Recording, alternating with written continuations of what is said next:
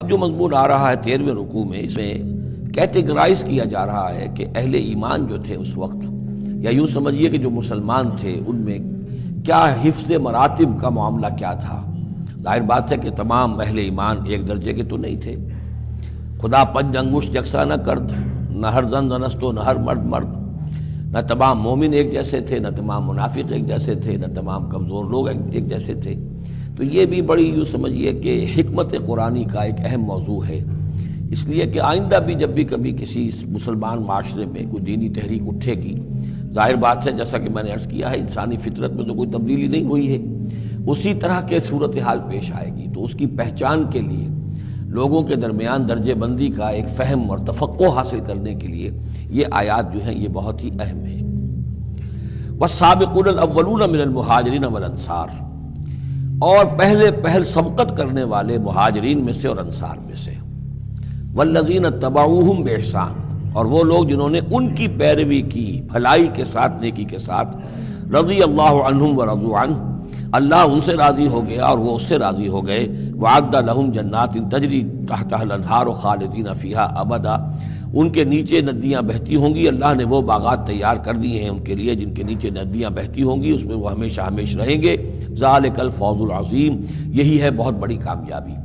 اب یہ ٹاپ کی ہیں، دو درجے ہیں، دو مراتب ہیں۔ جیسے ایک مرتبہ ہم دیکھ چکے سورہ نساء میں انبیاء، صدیقین، شہداء، صالحین، یہ گویا کہ ایک خاص اعتبار سے، اب اس کی تفاصیل میں جانے کا یہ موقع نہیں ہے، یہ مختلف اعتبارات سے درجہ بندی ہوتی ہے۔ ایک یہ درجہ بندی ہمارے سامنے آ رہی ہے کہ ٹاپ کے دو جو ہیں ان کے لیے الفاظ آئیں السابقون الاولون اور والذین اتبعوہم بإحسان، یہ وہ لوگ ہیں نیک سرشت اور جن کی فطرتیں سلیمہ اور جن کی عقل سلیم تھی، لیکن ان میں بھی دو درجے تھے۔ ایک درجہ وہ تھا کہ جن میں اتنی ہمت بھی ہوتی ہے کہ جیسے ہی حق سامنے آئے فوراً قبول کر لیں اور بالکل دائیں بائیں نہ دیکھیں کہ اس سے پھر کیا لازم آئے گا، کیا چھوڑنا پڑے گا، کیا کرنا پڑے گا، بلکہ یہ کہ بس ان کے لیے حق جو ہے وہ اتنی بڑی قیمتی شے ہے کہ اس کے مل جانے کے بعد ہر چہ بعد آباد، اب ہر جو ہونا ہے وہ ہو جائے، وہ تاخیر نہیں کرتے، دیر نہیں کرتے، ان میں ہمت ہوتی ہے۔ وہ یہ نہیں دیکھتے کہ اس پگڈنڈی پہ چلنے والے تو کوئی ہے ہی نہیں، بلکہ یہ کہ اگر پہلے ہی میں کیسے چھلانگ لگا دوں، کیسے میں چل پڑوں، کوئی مجھے آگے چلتا ہوا نظر ہی نہیں آ رہا ہے، بلکہ ان کے اندر وہ ہمت ہوتی ہے۔ یہ ایک مزاج اللہ تعالیٰ نے لوگوں کے بنائے ہیں، جیسا کہ حضور نے فرمایا الناس کالمعادن، جیسے معدنیات ہیں۔ اب سونے کی اور جو ہے اس کو صاف کریں گے تو سونا بنے گا، چاندی کی اور کو کتنا ہی صاف کر دیں سونا تو نہیں بنے گا، وہ چاندی ہی بنے گی۔ تانبے کی اور ہے، کتنا ہی آپ اس پر محنت کر لیں وہ آپ اچھے سے اچھا تانبا اس میں سے نکال لیجئے، لیکن یہ کہ ظاہر بات ہے کہ وہ سونا تو نہیں بنے گا۔ اسی طرح الناس کالمعادن، لوگوں کا معاملہ بھی یہ ہے کہ ان کی بھی اللہ تعالیٰ کی طرف سے جو ان کی طبائع بنائی گئی ہیں جس طرح کی، ان کے اندر فرق و تفاوت ہے۔ تو کچھ لوگ وہ ہیں السابقون الاولون، فوراً حق کو قبول کرنا، بے خطر کود پڑنا، بے خطر کود پڑا آتش نمرود میں عشق، عقل ہے محو تماشائے لب بام ابھی۔ کچھ دوسرے لوگ ہوتے ہیں سلیم الفطرت بھی ہیں اور ان کو بھی بات سمجھ میں آ گئی ہے، لیکن ہمت میں تھوڑے سے کم ہوتے ہیں۔ پہلے ذرا کچھ لوگ آگے چل کے معلوم ہو جائے کہ ایک دو آدمی آگے بھی جا رہے ہیں تو آج راستہ ہوگا، یہ آخر جو چل رہے ہیں یہ لوگ، اگر انہوں نے ہمت کر لی ہے تو چلو ہم بھی ہمت کریں۔ تو والذین اتبعوہم بإحسان، جو ان کے پیچھے چلے، ان کا اتباع کیا، لیکن کیا نیک نیتی سے، اس میں کوئی خلل نہیں، کوئی فساد نہیں، وہ بات باقی ساری ٹھیک ہے، بس تھوڑی سی اس کو کہنا چاہیے کہ جس کو ہمت کہا جائے، وہ ہمت کے اندر جو ہے ہمت مرداں، وہ اس کے اندر کوئی کمی ہے۔ لیکن ان دونوں کو بریکٹ کر لیا ہے، السابقون والسابقون الاولون من المہاجرین والانصار۔ اچھا یہ بھی نوٹ کر لیجئے کہ انصار تو ایمان لائیں 10-11 سال کے بعد۔ اب ظاہر بات ہے کہ متبعین بإحسان جو مہاجرین کے ہیں وہ زمانی اعتبار سے انصار سے پہلے ایمان لائے ہیں، لیکن مزاج کا معاملہ ہوتا ہے۔ انصار میں سے بھی بعض وہ تھے فوری طور پر انہوں نے قبول کیا اور اسی طرح کیا، یکسو ہو گئے، ہر چہ بعد آباد کشتی درآب انداختے۔ تو یہ مزاج کی بات ہے، اس کا زمانے سے تعلق نہیں ہے، یہ مزاج کی بات ہے۔ کسی بھی وقت اور آئندہ بھی ہمیشہ ایسا رہے گا، کچھ لوگ ایسے ہوں گے کہ جو حق کو قبول کرتے ہیں اور پھر قطعاً نہیں پرواہ کرتے، دائیں بائیں نہیں دیکھتے، کوئی آ رہا ہے یا نہیں آ رہا، کوئی ساتھ دے رہا ہے یا نہیں دے رہا ہے، کچھ نہیں، کوئی خطرات ہیں، کوئی مشکلات ہیں، کوئی مصائب آئیں گے، ہر چہ بعد آباد۔ کچھ لوگ ہیں جو ذرا دائیں بائیں دیکھ کر تھوڑا سا چلتے ہیں، ان کی ہمت جو ہے اتنی نہیں ہوتی۔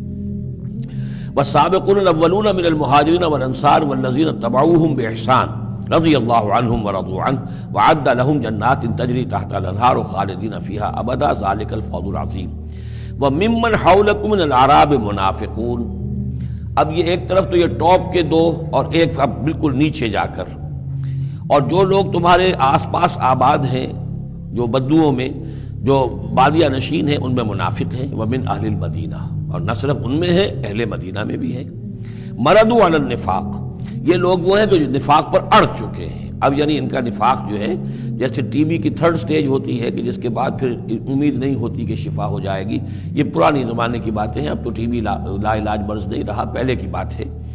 لیکن یہ ہے کہ یہ اس جو مرض ہے نفاق کا، ان کا اس تیسری سٹیج کو پہنچ چکا ہے۔ مردوا علی النفاق لا تعلمہم، آپ انہیں نہیں جانتے، نحن نعلمہم، ہم انہیں جانتے ہیں۔ سنعذبہم مرتین، ہم انہیں بار بار عذاب دیں گے۔ ان کے لیے تو عذاب روز کھڑا تھا، روز مطالبہ آتا تھا نکلو اللہ کی راہ میں، روز جھوٹ بولنا، روز قسمیں کھانی، روز کسی نہ کسی طریقے سے بہانے بنانا۔ ان کی زندگی ضیق میں تھی، یہ نہیں تھا کہ وہ اس طریقے سے آرام سے تھے۔ ثم یردون الی عذاب عظیم، اور پھر ان کو لوٹا دیا جائے گا ایک بہت بڑے عذاب کی طرف، وہ آخرت کا عذاب ہے۔ اس کے بعد اب درمیان میں پھر دو کیٹیگریز آ رہی ہیں، وہ لوگ کہ جو کچھ نیمے درو نیمے برو ہیں، منافق نہیں ہیں لیکن ہمت کی بہت کمی ہے، کچھ چلنا چاہتے بھی ہیں، کچھ نہیں چل پاتے ہیں، کچھ چلتے ہیں لیکن کبھی کبھی کسی سے غلطی بھی ہو جاتی ہے، کوئی ہمت بھی کرتے ہیں لیکن کبھی کوئی غلبہ ہو جاتا ہے، کوئی کسل ہو جاتا ہے، کوئی سستی طاری ہو جاتی ہے۔ اب ان کی کیٹیگری آ رہی ہے، لیکن ان کو بھی دو حصوں میں تقسیم کریں گے۔ وآخرون اعترفوا بذنوبہم، اور کچھ لوگ اور ہیں جو اپنے گناہوں کا اعتراف کرتے رہتے ہیں، اپنی کوتاہیوں کا، جھوٹ نہیں بولتے، جھوٹا بہانہ نہیں بناتے، جھوٹی قسم نہیں کھاتے، ہم سے خطا ہو گئی، ہم سے غلطی ہو گئی، واقعتاً ہم سے کوتاہی ہوئی ہے، واقعتاً ہم اپنے اہل و عیال کے اندر مصروف ہو کر اور اپنے فرائض کی ادا کرنے میں کوتاہی کا ثبوت دیتے رہے ہیں۔ یہ اعتراف، جب تک اعتراف ہوگا نفاق نہیں شمار ہوگا۔ جہاں جھوٹا بہانہ آنا شروع ہوا وہ نفاق ہے، اور جہاں جھوٹی قسم آ گئی وہ نفاق کی دوسری سٹیج ہے۔ اور اس کے بعد تیسری سٹیج یہ ہوتی ہے کہ اہل ایمان سے انہیں ضد ہو جاتی ہے، قد ہو جاتی ہے، دشمنی ہو جاتی ہے کہ یہ بے وقوف لوگ جو ہیں ان کی وجہ سے ہم پریشان ہو رہے ہیں، اگر یہ بھی ہماری طرح بیٹھ رہے ہیں تو ہمیں بھی کوئی پوچھے نہیں اور کوئی ہمارے اوپر بھی کوئی عتاب نہ آئے۔ یہ چونکہ فوراً وہ تو جیسے ہی آواز آئی اور یہ چل پڑتے ہیں، لہذا بجائے اس کے کہ ان کے بارے میں اچھے احساسات و جذبات ہوں کہ چلیے اللہ ان کو توفیق دے رہا ہے، بلکہ ان سے ایک دشمنی اور ایک ان کے دلوں کے اندر عداوت پیدا ہو جاتی ہے، وہ ہے نفاق۔ یہ اور کیٹیگری ہے کہ جو نفاق سب سے نیچے کر لیجئے اور سب سے اوپر وہ دو ہیں، والسابقون الاولون من المہاجرین والانصار والذین اتبعوہم بإحسان۔ اب ان کے درمیان میں یہ دو سٹیجز ہیں۔ وآخرون اعترفوا بذنوبہم، اور کچھ لوگ اور ہیں جنہوں نے اپنی کوتاہیوں کا، اپنی تقصیر کا اعتراف کیا۔ خلطوا عملا صالحا وآخر سیئا،